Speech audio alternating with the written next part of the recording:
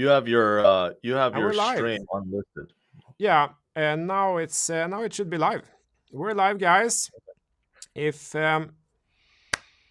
if anyone has been living under a rock the past couple of years and don't know George, that we're all George and CryptosRus, I found it unlikely. But in case, George has one of the biggest YouTube channels about crypto in the world, and thanks for being on the show.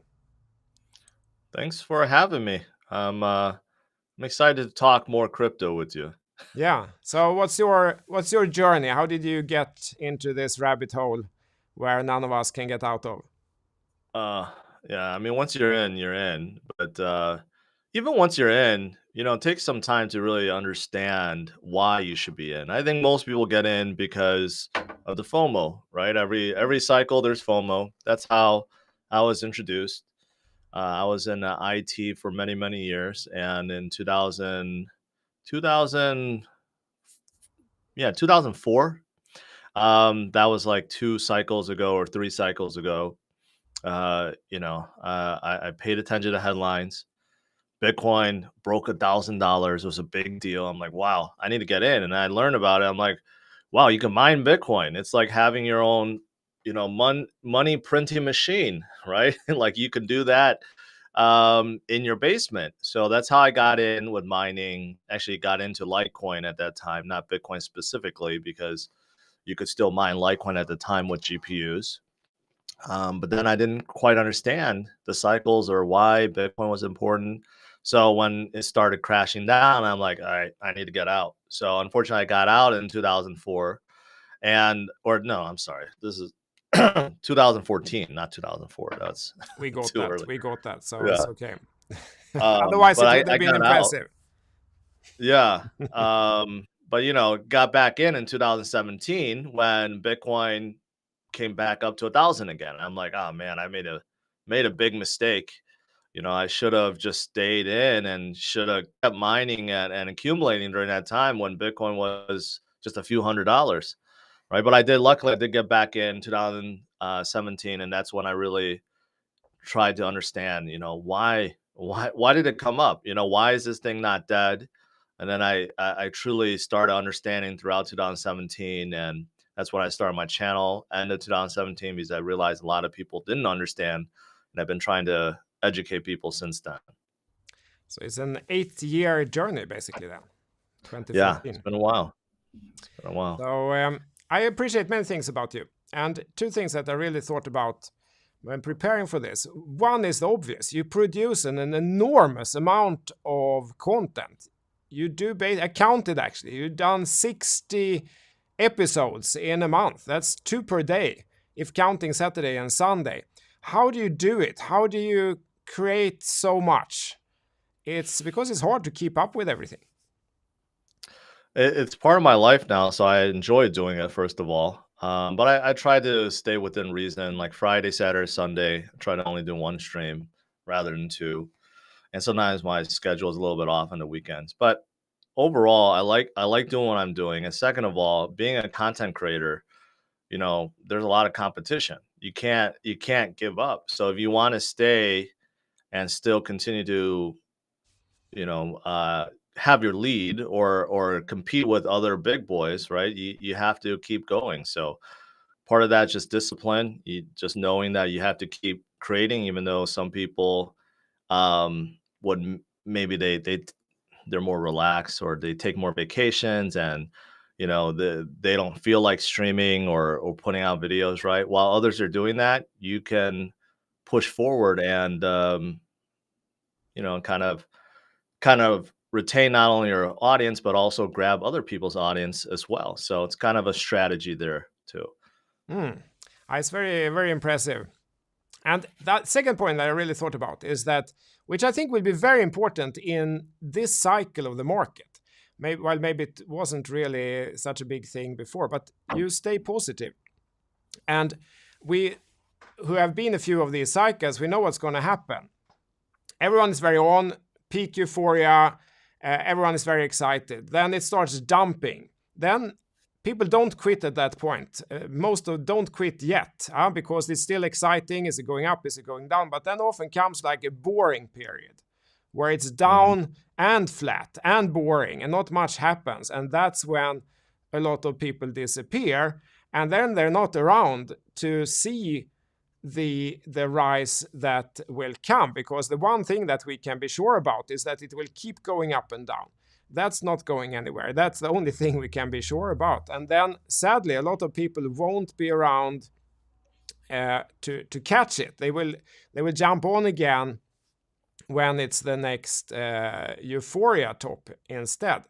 And I think that really staying in the game is really the most important part, and staying positive and not giving up is key to that. And I really appreciate that mindset that you have, because you do have that. You do have a positive mindset, isn't it?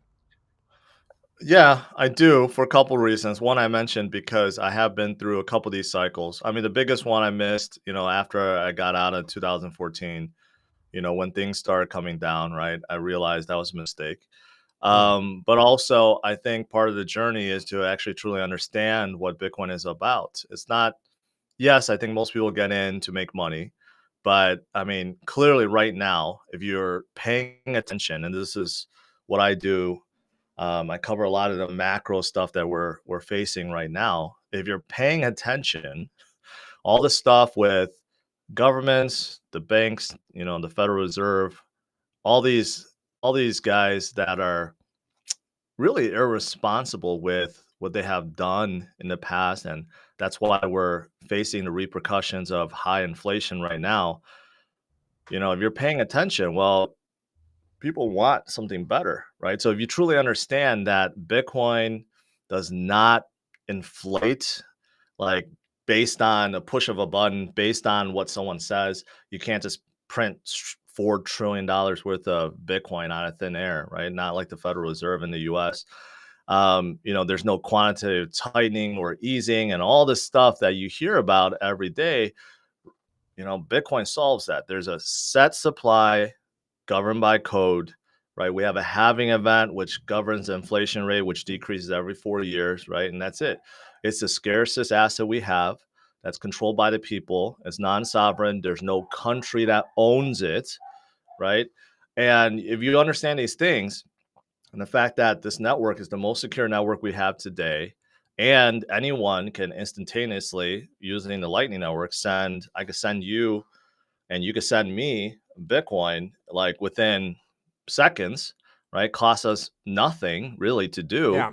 And no one can stop that. I mean, if people understand these things about Bitcoin, then they're in it for life. They're going to stay positive. Absolutely. That's And why everyone will say like, but it has no value. It's just a Ponzi, it's just for speculation and so on.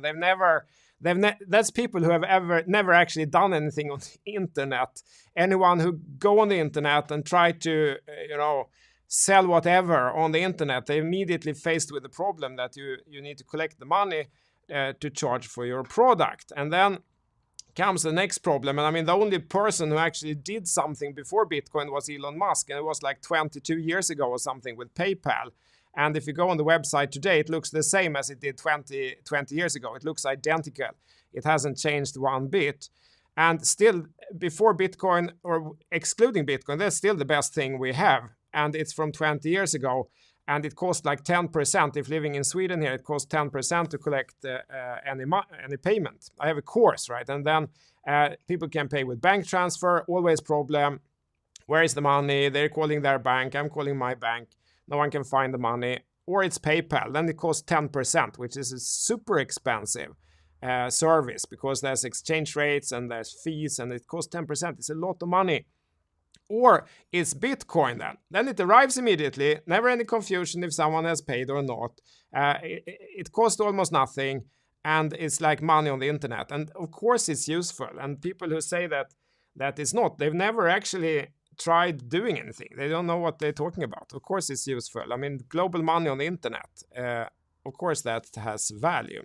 And I am certain that this is gonna succeed, because as you guys know, if you're not new on the channel, I was early in the internet revolution. I was part of the telecom revolution, and I've never been so sure as this time, the third time around, that that blockchain and Bitcoin and crypto is going to change everything, because it is like a factor 1,000 times more efficient. And then it always, technology wins in the end if it has that kind of advantage. And then I thought to say something else also, because we talked a little bit before when preparing for this, because you have just hodl it, right? Printed on your screen. We can't exactly see it, but we can see a little bit of the side there. It says just hodl it. And yeah, I have another camera view that normally when I stream I could do 2 cameras, but right now I can't.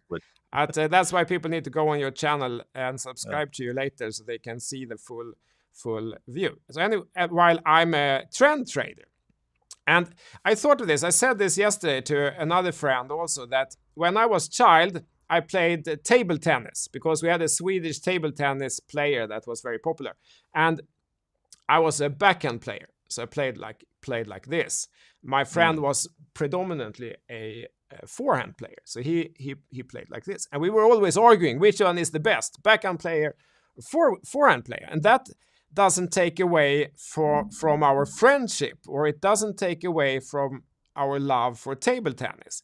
It's fun to have a little bit different perspective, and then we can discuss, and maybe we both learned something. Maybe I became a better forehand player as a result, and he became a better backhand player, because we talked that. And I think that that's really the perspective that I want to take here. I'm here to make new friends, and then we can, we can discuss the details, but as long as we share the values and share the big picture, which is really that this industry is doing something good. That's the way that I see it.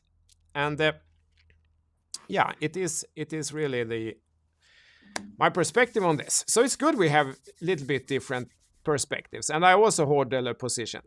So I don't ever want to wake up and have no Bitcoin in my account. That would be a very, very sad day. So that will never happen. So let's talk about the price action. What do you think? You have a lot of check on the interest rate statistics, and yeah, what's your take? Well, obviously, and I think you've covered this too. I think all eyes are right now on the DXY, the strength of the dollar. And while the strength of the dollar is going up in this unprecedented time, it really shouldn't be, because of how much was printed in the US over the last 2.5 years.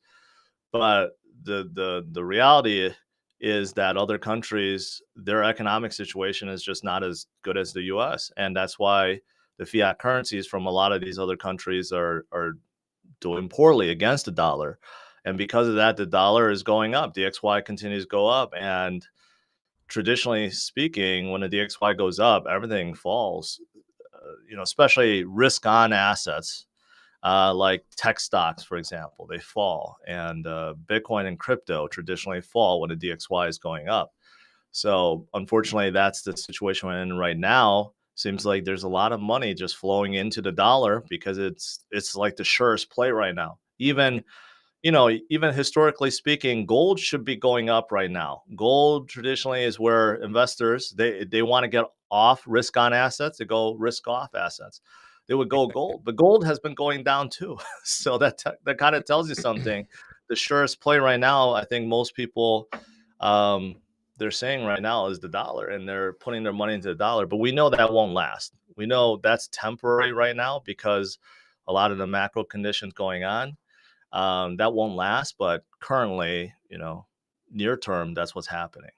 Oh, absolutely. I'm showing the DXY chart here, and as everyone can see, I think you cannot see it, George, but it's on the stream. So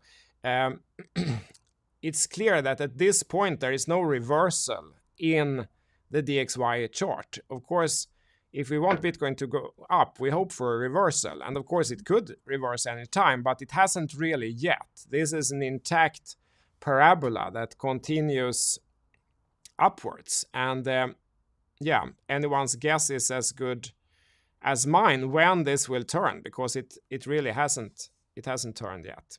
And I learned this quite recently, that when there is the emergency phase, like when there is markets are really dumping, then gold traditionally has actually dumped also, because people need to rebalance their portfolio. If all their stocks crash, for example, maybe they get Hmm. margin calls, or they have like a fund where they have to have a certain balance, then they have to go and sell gold as well, even if they like gold and they think that it will go up over time. In the short term, everything goes down, all the assets, irrespective, and gold too. But then when we get out of the emergency room and there's kind of a more stable situation, that could really be the time when gold could show its strength, because it is really a hedge against the dollar, or has acted like that.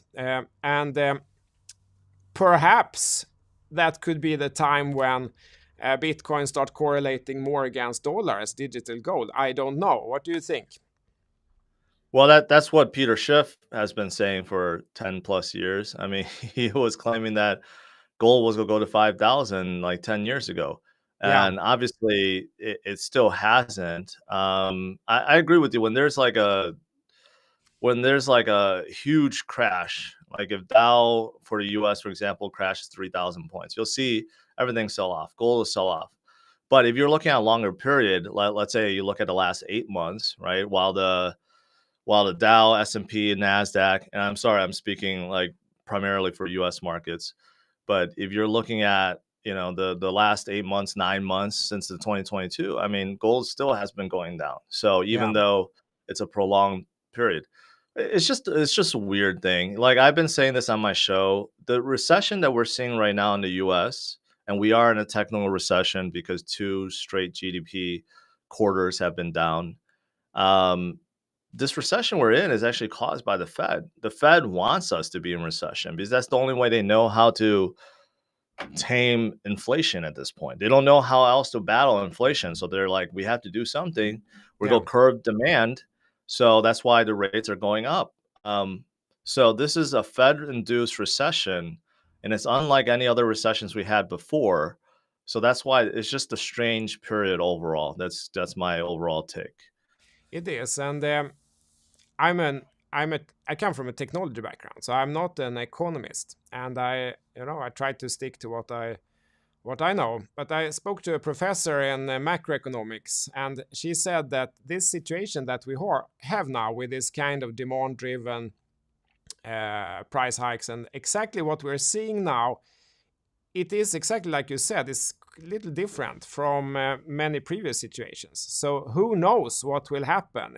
She said there isn't really a blueprint for this, because it's different from previous instances. So absolutely. And the yeah, let's move on. So if we look at the more short-term price action, what do you see here? Do you see chance for recovery short term, or do you think that it's a key day coming up with the announcement, Fed rate announcement? Yeah, I mean, the Fed announcement will really determine whether or not we get a good rally or we don't, because tomorrow, when Powell does announce the new Fed fund rate and how much it's going up by, right, it will affect markets. If it's in line with expectation, expect that we have this. It seems like every month we have this weight that's like holding Bitcoin and market down, even though we could fluctuate a little bit. But overall, it's just giant weight that's on top of Bitcoin's shoulders right now. And unfortunately, I think it's because a lot of institutions that got into this space, they're they're they're in both basically. They're in equities, they may be in bonds, they may be in dollars, but they're also in Bitcoin. And when they get scared, they just kind of sell off everything. That's how I see it. That's why we have this correlation. So they will react. They will react to what gets announced tomorrow, and if it's in line with the expectation, then the weight disappears, and then it gives a chance for Bitcoin to rally afterwards. I think if it's really bad, it will bring the markets down more. So that's kind of, I see it short term. Tomorrow will be a big determining day. Absolutely. I think so too. And I mean, Bitcoin is at at the critical point here, because we're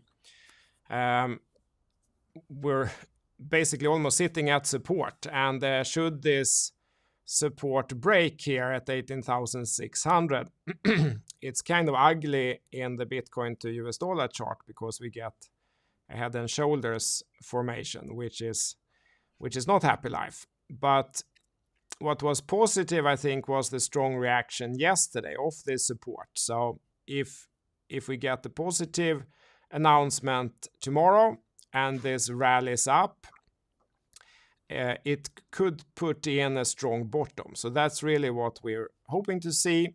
And should this break down, I think further downside is probably in the books, because then we form a quite ugly pattern. That's my take. But at the same time, I mean, I'm pretty excited about the bull market, because good things will happen. One thing is that we have a chance to get in at lower levels. And I mean, the point when the last bull capitulates, that's the bottom, because then there is no one else to sell. And what do you think in scenarios at all? Do you have like scenarios? What happens if, we go to 13K or 10K, or if we reverse here? Do you think like that, what I'm going to do in different situations?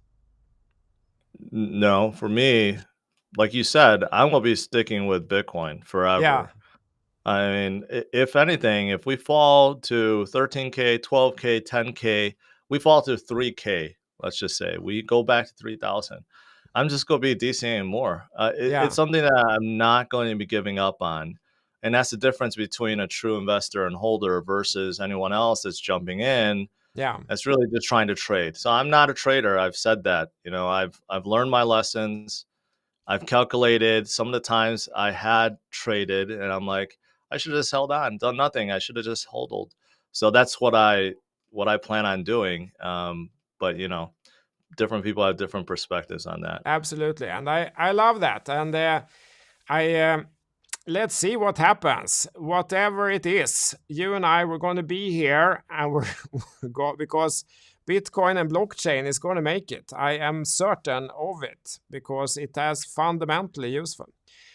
If we look a little bit more at the bigger picture, because you said something important, that the Fed has kind of caused this situation, and I also feel very strongly that the governments around the world have really shown a lot of mismanagement the past couple of years with the handling of the whole pandemic response, with the lockdowns and all that stuff. And I think that a lot of people are looking for alternatives. That's at least what I hear, my friends and so on. Even if they're not into Bitcoin, they feel an increased concern. Like, do the government know what they are doing? It seems like they didn't, do so well around the world. And first the response, now the economy. Here in Europe, we have the electricity crisis, the energy crisis. And I made a video on that and really studied it. I got really deep into that. And the narrative here in Europe is that it's Putin's fault. He switched off one pipe, and that's the problem. Putin's fault, Putin bad. And no doubt, that's true. He switched off a pipe, and he's bad for a lot of reasons. But there's also the fact that they kind of switched off the old systems before the new ones are ready. And then the balance got very delicate. And then when there's like a small problems, it turns into a giant catastrophe here. And talking about, load shedding, which is typically otherwise only been in developing countries. Europe has had a very stable electricity grid and low prices. Suddenly there's talks about 10 times increase in prices and switching off the electricity grid. And which will lead to other economical catastrophe also. People like us here are working digitally. It doesn't matter so much. We have the lights and, electricity for the lamp, but that's it. But there's a lot of businesses that are very dependent on the electricity price. So they will go from maybe 10% profitable if they operate at the 10% profit margin to maybe bankrupt as a result, which will cause further damage to the economy. Then add the inflation, the rate hikes, and it's really not looking great for the economy. And this is really the perspective I see here in Europe. Yeah, I mean, I did a little research on the CPI. I think you guys call it CPI-F for Sweden. It went up from 8 to 9% from July to August, and primarily it's because energy prices skyrocketed by 29%. Yeah. Right. So it's something that everyone is facing, but more so in Europe than, let's say, in the US, even though we do have higher energy prices and it's starting to come down. But Europe, because of the war, because some countries' dependence on natural gas and oil from Russia, it's difficult. Like, what are you going to do if you've been relying on that Nord Stream pipeline to pump all this gas and all of a sudden it's off? Like, how are you going to make up for it all of a sudden, right? It's a tough situation. So I do think that, energy prices going up, and then of course we still have supply chain issues. A lot of stuff are produced in China and they're not being shipped, they're not being produced, they're not being offloaded. These two things will continue to persist into 2023, and they're going to kind of artificially keep inflation high, on top of all the mismanagement and the printing that the governments did. So yeah, it's a tricky situation, to say the least. Yeah. I saw something that really stuck with me. Now it's maybe 2 years ago or something, but Vitalik has this yearly blog, and he wrote, I think 2 years ago, that young people find that gold is lame, and meaning that Bitcoin or maybe Ethereum is a better choice, or Bitcoin at least, than a digital gold. And I think that that's very true. I think there could be a generation shift here where the kind of dropping confidence for the old systems faced with all this mismanagement and gold could be kind of included in that, and then kind of comes a better alternative with the younger generation. And I saw some statistics that there's a huge number, especially in the US, where young millennials with high income is something like 65% who own crypto, which is huge, much, much higher than in Sweden or in Europe. Do you think there is a generation gap? Is this, not really going to change until younger, more forward-thinking people come into power? Because it's easy to see that kind of the older generation holding back a lot with regulation, trying to protect the old system and stop the innovation, stop crypto, and protect the legacy, so to say. Do you see that? Yeah, I think age has a lot to do with it. Obviously, millennials, they're all digital. Pretty soon, kids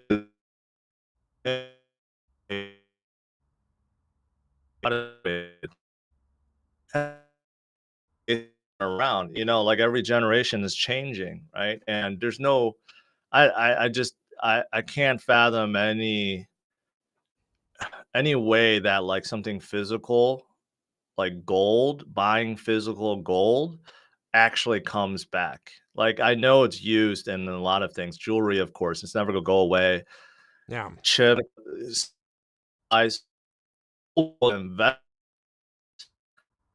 just see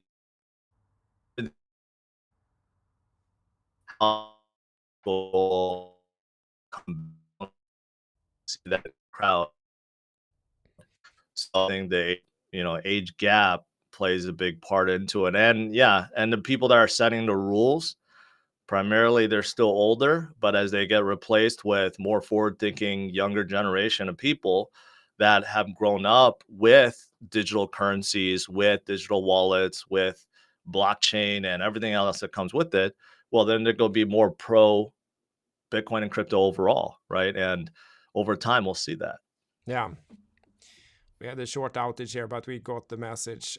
So the regulation is also ramping up. We see SEC that you covered that. If you haven't watched it, you should go check. It's your latest stream, right? Where you talk about SEC claiming jurisdiction over everything that happens on Ethereum network, which is, I saw it also on Twitter yesterday and I choked on my Swedish coffee here. It was really an unprecedented move to say that because the nodes are in the US, everything that happens on Ethereum network, even if the customers and the businesses are somewhere else, is still jurisdiction of the SEC. Yeah. I like to poke fun of Gary Gensler a lot, but he's really reaching now. He's really getting out of control. This last declaration it's unfounded and it doesn't even make a whole lot of sense. He's claiming that because he was going after Sparkster, which is I guess a fraudulent company that had ICO in 2018, but I guess the only way they were able to go after them was to say that, well, they conducted, the ICO and they collect a lot of money over the Ethereum network. And since 40 something percent of the network resides in the US, well, that gives us jurisdiction. Yeah, I mean, it's not even, it wasn't even, you showed the statistics, right? It's not even 50% of the nodes. It's like 46 right. or something, right? But it's still, since it's more than in the other countries, it still belongs to the US then.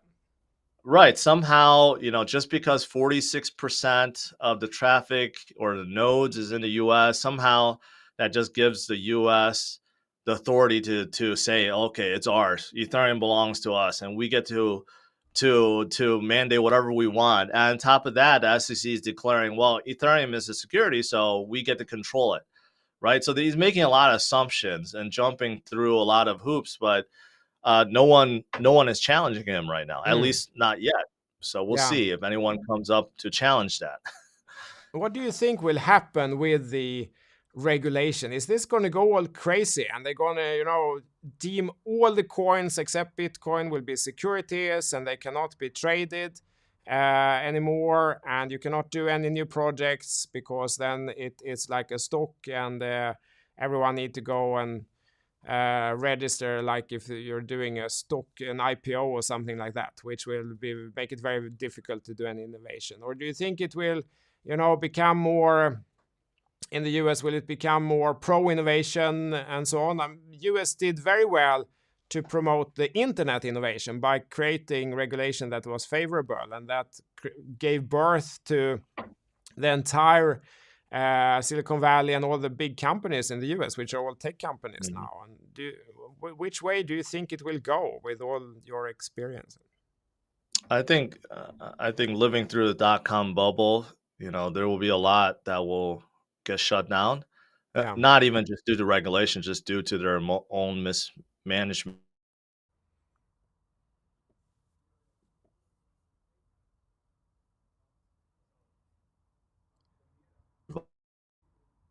Years, but the ones that do survive, and I do think they will survive, a lot of them will survive, and they'll become the next powerhouses, like the internet, the giant internet companies.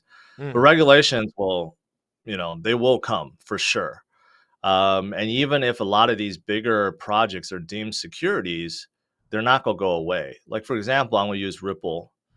Their current lawsuit with the SEC, even if they lose, even if they are declared security, doesn't necessarily mean they just close down shop and that's it.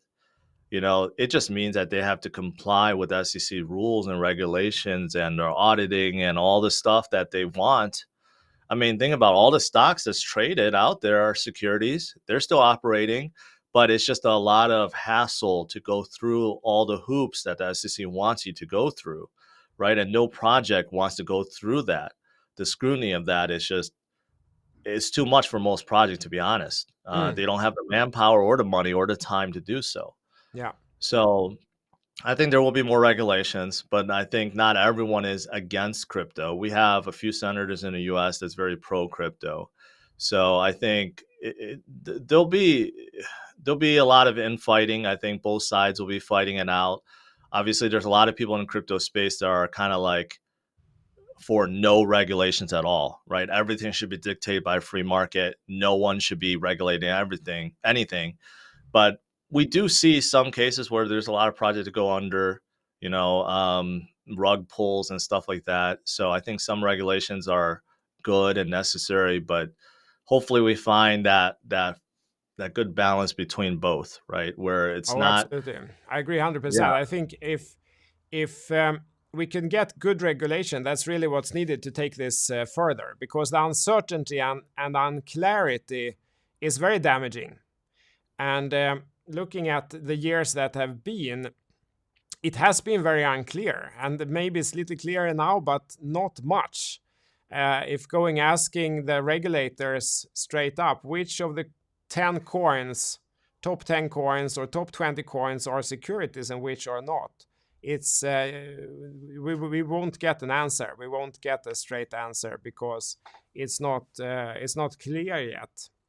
mm-hmm, And that it's been even unclearer before. And what happens when it's unclear is that there's business risk. And when there's business risk, a lot of big companies don't want to touch it. We can see it even with, say, game companies, where you would feel that that would be such an obvious place to introduce cryptocurrencies or NFTs or something. They're worried.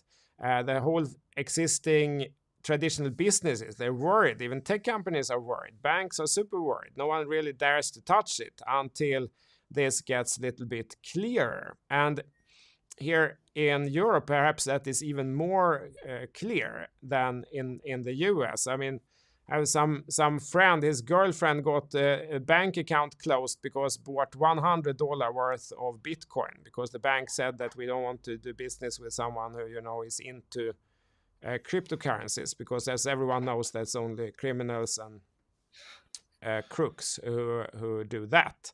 And they right. don't know. I mean, it's unclear what's the situation, and it's kind of not regulated so well, and then they don't know. And I think if going in the US and asking people are a lot more aware. And it's really, I feel quite sad about that actually, because Sweden has often been in the forefront of new technology. We're a tiny country here in the corner of the world where it's too cold and too dark, really. And then we realized from the beginning that we need to think globally. Otherwise, you cannot get anywhere in the business. An American company can do very well if having the American market, but the Swedish company will not, because the country is too small. You have to think the whole world, and that has then fueled many of the big companies like IKEA and H&M and Ericsson and Spotify and Skype and all that stuff. So because thinking globally, so Sweden was very early on the internet and driving the telecom and so on, and now comes the next one, blockchain, and then Sweden is kind of behind,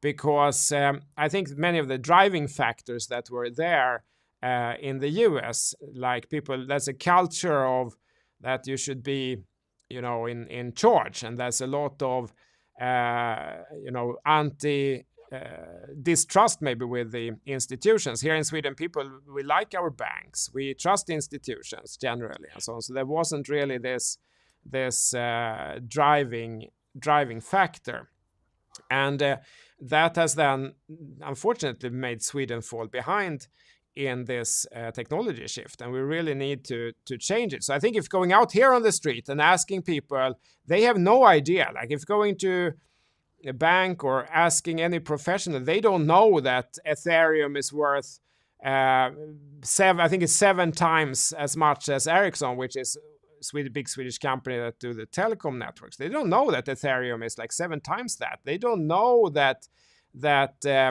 blockchain is a big innovation. They don't know that Bitcoin has taken a measurable market share from gold. They don't know. They think that Bitcoin or blockchain and crypto is some small niche mainly used by, for scams. And it's like a tiny thing going on. They don't know how big it is and how big this innovation is. And that's really what we need to educate everyone about, I feel. That's why we're on YouTube, trying to educate the masses as much as we can. Yeah, Exactly. And next question here. Do you have favorite projects, chains? What do you think? Ethereum, BNB, Solana, Matic, or do you have strong opinions here, or are neutral? Well, these days, Bitcoin is always a given. You should always hold some Bitcoin. But these days, I tend to just talk about like the bigger caps, right? Like the ones that are still doing well, still executing, still having hackathons and conferences, and still bring a ton of dApps to them, right? Right now, of course, you can't. We talked about Ethereum. We don't have to talk about Ethereum, but they are the big dog, right? But outside of that, I think a lot of people are missing out on like Binance, BNB.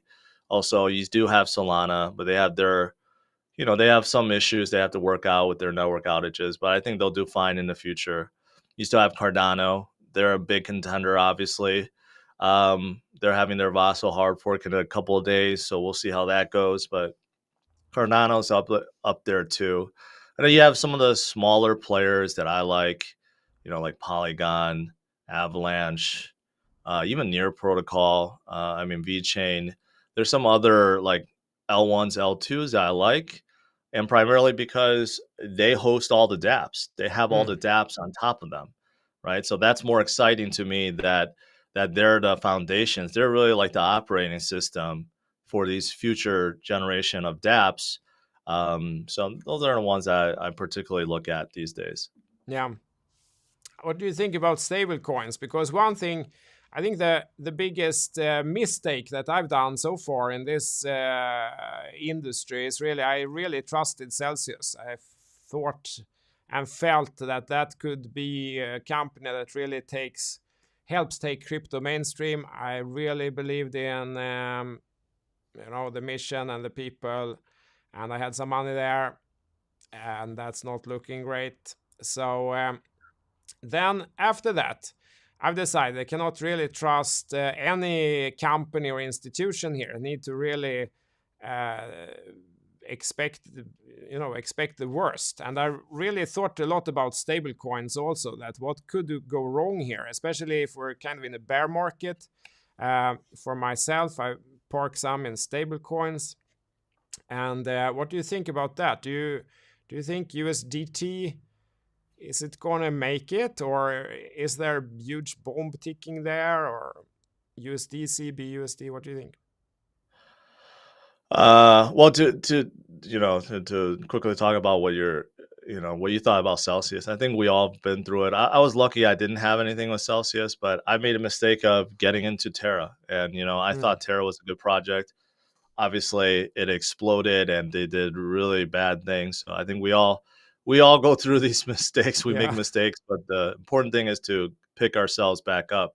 Mm, Now, as for stable coins, like Tether had a really iffy start, and it's still kind of iffy. They're trying to make themselves more legit. I think they're hiring like one of the top five accounting firms to kind of go through an audit. But over the years, Tether was created by iFinix, which is the parent company of Bitfinex. And if you look at Bitfinex's history, man, they came out with tokens left and right just to recoup their own losses. Like Bitfinex had like a major hack, and they came out with some other token, and somehow that wasn't enough. So they came out with Tether, and there's a lot of rumblings whether or not Tether was a true kind of push in 2017 of like pushing Ethereum up and Bitcoin up because of Tether.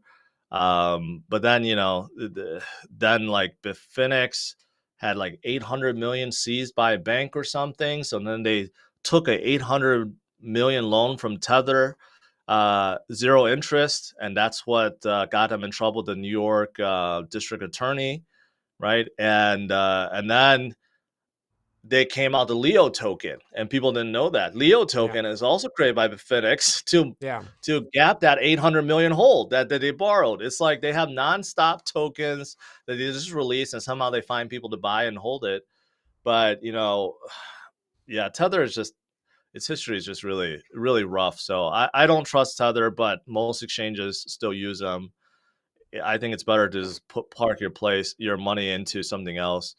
I trust USDC because it's created by Circle and Coinbase in the US, but I know uh, it got discredited a lot recently because they supported the US Treasury Department in terms of banning Tornado Cash. Mm. So USDC also did that. They banned all these they blacklist all these wallet addresses. So that got a lot of DeFi projects really upset. Like MakerDAO wants to get off of USDC, and many others are thinking about that right now. So, I mean, I don't know what to say about that. I mean, the other big stablecoin is BUSD Yeah. from Binance, and they're trying to really push that right now. Mm. So I don't know. Stable coins, I think the ones that exist now, like BUSD, USDC, Paxos, the ones that are not algorithm based, that are collateral based, they are either over collateralized or they have one to one, meaning they have cash on reserve and they have audit trails to prove that. But the only one I really don't trust is USDT. And I hope it doesn't go belly up, because if it does, it'll be way Oh yeah. worse than Celsius or That would Voyager be, going oh under. my, that would be, that then nothing is safe except Bitcoin. One Bitcoin, is equal to one Bitcoin. If that happens, that's the only thing that we can say about. There's a lot of One more it, question. Then let's take some questions from the audience after that. But I have one more question that I'm really looking forward to ask you, because there's midterm elections in the US. I looked it up. Mhm. It's 8th of November. So in less than 2 months. And politicians, they like to win elections, right? And now everything is down. Do you think there is a chance that they will be like pump the markets, everyone get a little happier, get some more votes, or you think it's not important, this midterm election? I mean, there's certain things that just happen and there's no real reason for it. And I think before elections, generally speaking, things do pump because of promises made by these politicians, whether or not they're promising the moon or tax cuts or whatever, it gets people excited. But generally speaking, also for U.S. markets rally in November, December. That's why they call it like the Christmas rally or Santa rally, right? So I'm still hopeful that in November, December we see some kind of rally, little bit at least. I'm hopeful of that, but maybe we don't get it. But I'm hoping that September so far, it's not great, not horrible either. We're still recovering from our bottom. But hopefully October we could gain a little bit and really see some momentum in November, December. So that's what I'm hoping for. Yeah, statistically over the years, October, November has been a little better than September, Yeah. I think, right? So let's take some questions here. Is the SEC going after Cardano? Yeah, what do you think? Do you think they will start with XRP, and then if they win, they will go after all other ones? Or what's your take on this one?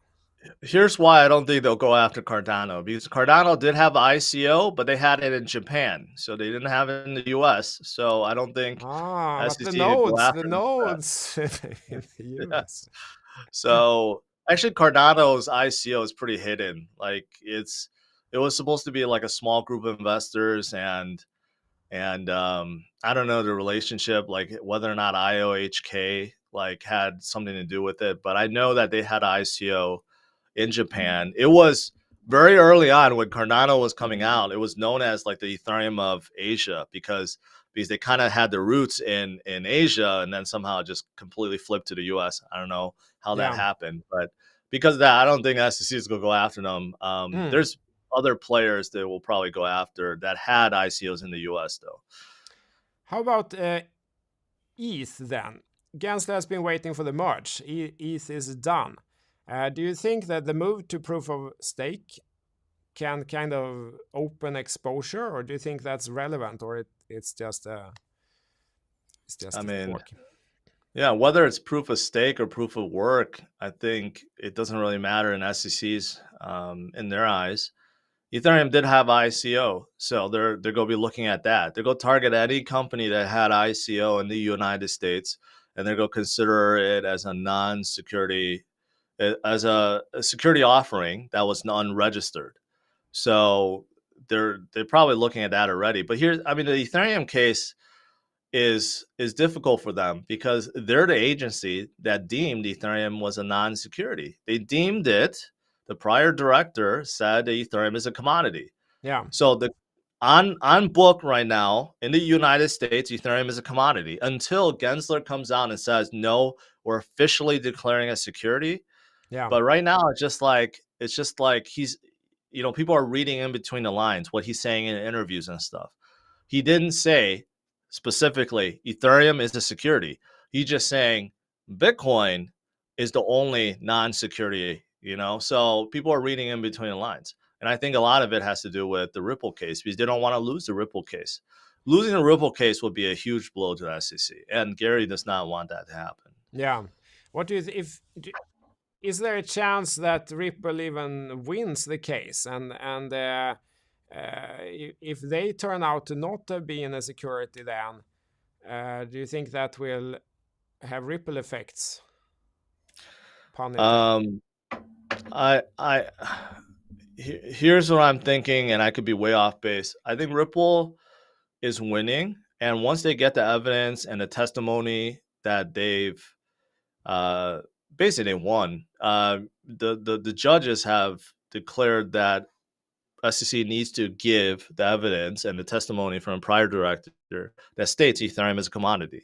So they won that battle, but the SEC is just still not giving that evidence. But when they do, Ripple will be able to use that and defend themselves and say, these are the reasons why we're not a security too, based on the evidence. So I think they have a good shot, a very good shot. But here's the wild card. If Gary really, really does not want to lose it, after they hand that evidence over, then Gary and SEC will officially declare Ethereum a security.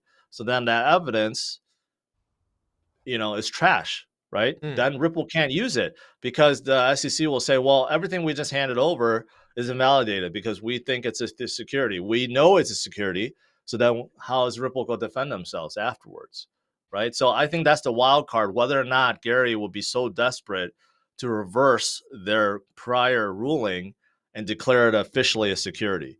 Yeah. That will be interesting. Very interesting. Then we have a couple of comments, questions about stable coins. For example, DAI. Why is DAI the best stable coin then? Do you think decentralized, stable coins have a future after Luna and UST, or do you think that it will be audited, regulated stable coins like USDC or BUSD, whoever dominates in the end? I don't know what I think. I'm not completely sure. I mean, just thinking about what happened to UST, I think governments are going to be scrutinizing non-collateral stable coins a lot more than collateralized stable coins. So something like DAI is like half. It's like hybrid. They peg it to the dollar, backed by USDC and other collaterals. So it's not like really backed one-to-one with cash. And DAI is the one that wants, from MakerDAO, they want to get rid of USDC, but then Coinbase offered them a sweet deal saying, don't dump USDC, give it to us to hold, and we'll give you interest on it. And that's what they're doing now. So I don't know, like stable coins like DAI and others that are still algorithmic based or not fully one-to-one backed, I think they're going to feel the heat of the regulators. Yeah. A few more comments here. What's the ETH low? Is now a good time to buy ETH and SOL, or wait for more downside? I can go first. I think that it's a risky point in the market. Trend remains down, but it all comes down to what happens here tomorrow. If you're a gambler, you could hope for a turnaround here, but anyone entering here, but it better be with a stop loss. That's my trader answer to that. What do you think, George, as a more long-term hodler here? I mean, I don't have the chart with me, but you could look at recent lows, and I think, from that you could derive where it could go to. But I'm bullish overall on Ethereum going forward. I think this move to proof of stake is significant, primarily short term, because the ETH issuance have dropped so much. So Yeah, now you're getting to a point where it's basically deflationary. It's burning as much as it's being released, and plus you still have a lot of people that are staking that can't unstake right now. yeah, All the new staking rewards are also staked, and you can't sell that. So it's basically going through a deflationary time. So short term, I think that's going to be very positive. Long term, this helps them, figure out a scaling solution. So I think yeah. it's good. I'm also positive to Ethereum. I will take the next question. Thanks for the great answer. Will the digital dollar be the next stablecoin, like the central bank digital currency US dollar whenever it comes out? I mean, China has made quite a lot of advancement with their stablecoin. Do you think that will be the next stablecoin?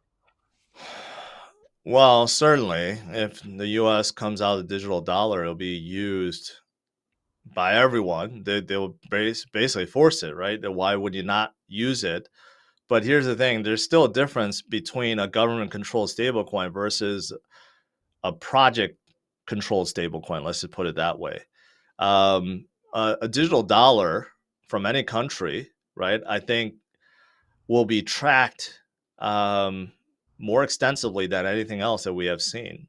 So now everything is based on a ledger that they can pinpoint at any given time. It's all visible, it's all transparent, and that is what governments want. That's if you think about it. Why do you think China came out with digital yuan so Yeah. quickly? Is because they want more visibility into what their citizens are actually using their money for, right? Absolutely. And I think that's a huge difference between, like the U.S. government coming out, or any government coming out with their stable coin versus a privatized one, Yeah. just from the tracking perspective. So Oh, absolutely.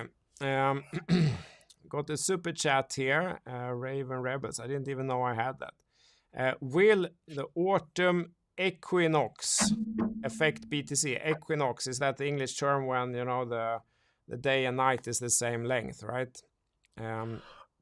yeah, you know what? There's on TradingView, there's an indicator that you could download that tells you all the equinoxes and the full moons and stuff. Here's the good news about the autumn equinox.